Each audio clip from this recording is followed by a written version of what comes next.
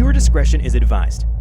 It was just a room with a bed and a window. What could go wrong? The D-class thought, and has never been so wrong, as he huddled tensely in the bed, wishing that the man would stop staring at him through the window and go away.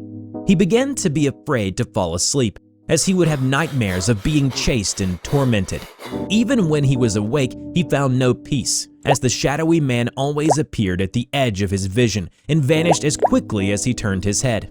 Lately, the shadowy man has started to wear a sinister smile across his face. He began to grow restless and developed insomnia, and soon vomited blood. His nightmare had become just a little bit realer. Hello everybody, I'm the Rubber. Today, we bring you a SCP Foundation Euclid Class Object SCP-965. SCP-965, also known as the Face in the Window, is a humanoid-shaped visual manifestation within framed windows. The manifestation takes the shape of a shadowed face of a pale-skinned male that is looking through the window. For 965 to manifest itself, the outside of the window must be dim enough, regardless of lighting on the inside.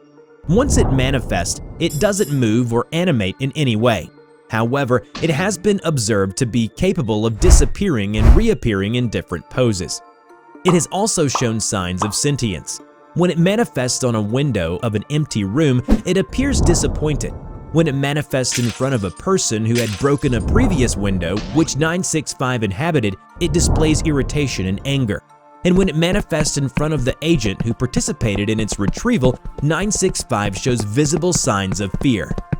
Initial effects caused by 965 include reports of unease, nervousness, and mild paranoia.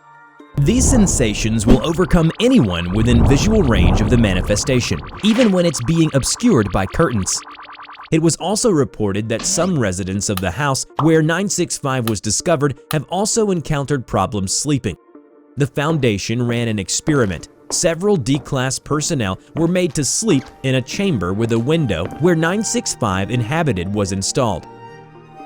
The findings of the experiment state that anyone who sleeps in any area visible to 965 when it appears will suffer nightmares, which usually involve being chased, attacked, and tormented. Soon, it will begin to manifest with a more explicit smile than normal, at which point the subject will begin to experience heartburn or abdominal pains, and often begin to vomit blood or have blood and bodily wastes.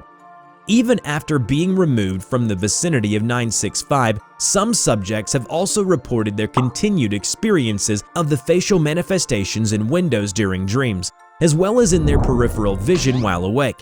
They become paranoid, always feeling that they were being watched or followed. 965 doesn't seem to discriminate against the age of its victims, as shown in the following incident. A daycare assistant from the South walked into a room one day while the children were doodling with crayons. He glanced over the table, seeing drawings that were the representations of the children's psychologies, such as kids taller than one parent, kids under the rain, and kids shooting at various animals. He stumbled upon a child whom he called Thomas, and what he drew on the paper caught his attention. It was a crude crayon drawing of a window. The lines were unsightly crooked, giving it a juvenile feel. On the lower right corner of the window, there was a humanoid head shape with two black eyes and nothing else. "Is this how Thomas sees me?" he pondered. Thomas was always a weird child, a 4-year-old boy who simply refused to sleep during nap time. Other kids who didn't sleep would just stare plaintively at the adults until they got embarrassed and walked away, but eventually they all fell asleep. But Thomas, instead of falling asleep, he would fake being deep in sleep until the assistant leaves the room.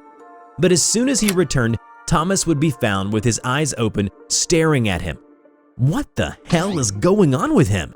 He wondered. And so he devised a plan to get the child to sleep. He kept his eyes on the child. Thomas would notice, then lay down and close his eyes. The assistant sat across him and stared at Thomas. His eyelids fluttered, slowly opening his eyes and glanced upward.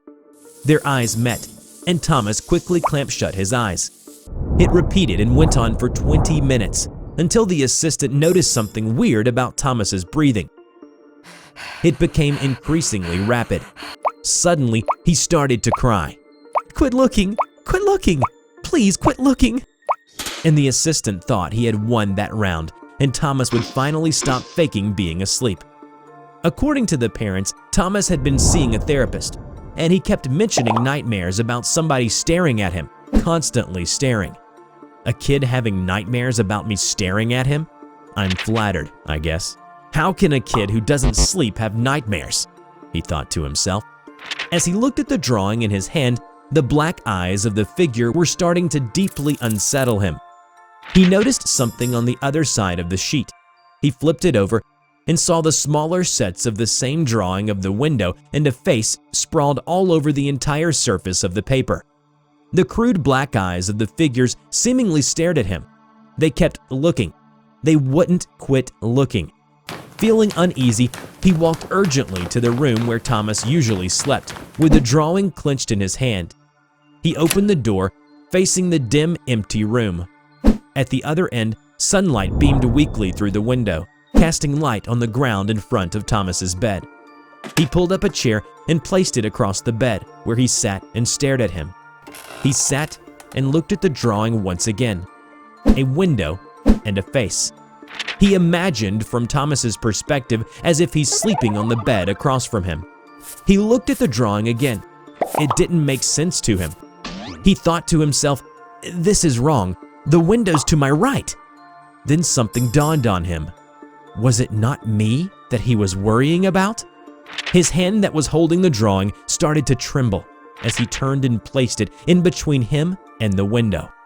He slowly removed the drawing from his vision and finally came face to face with the horror behind the drawing. It was not him that Thomas saw. It was the face in the window. As for its containment procedure, 965 must be contained within a framed window, which was referred to as SCP-965-1, composed of at least 6 panes of clear glass or similar material. 965-1 must in turn be kept with a facility that is capable of withstanding significant seismic disturbances. Remember to check out my new animation channel, The Rubber Talks, where I share my life story, thoughts, and opinions. Just click on the link in the description to enter the Rubber's world. Before we end this video, we are proud to present these incredibly sweet pieces of fan art. A big thank you to all of you. You can now send us your fan art, and we will be more than happy to show off your best art piece in our next video. Check out our description below on how to submit. I hope you enjoyed today's video. Which SCP do you want to see in the next video and why it is interesting? Let us know in the comment below. We will draw your story and share it with the world. Don't forget to click like, subscribe to the channel, and hit the bell. Please share it to your friends if you like this video. Thank you so much for watching, and we will see you in the next video. Bye-bye.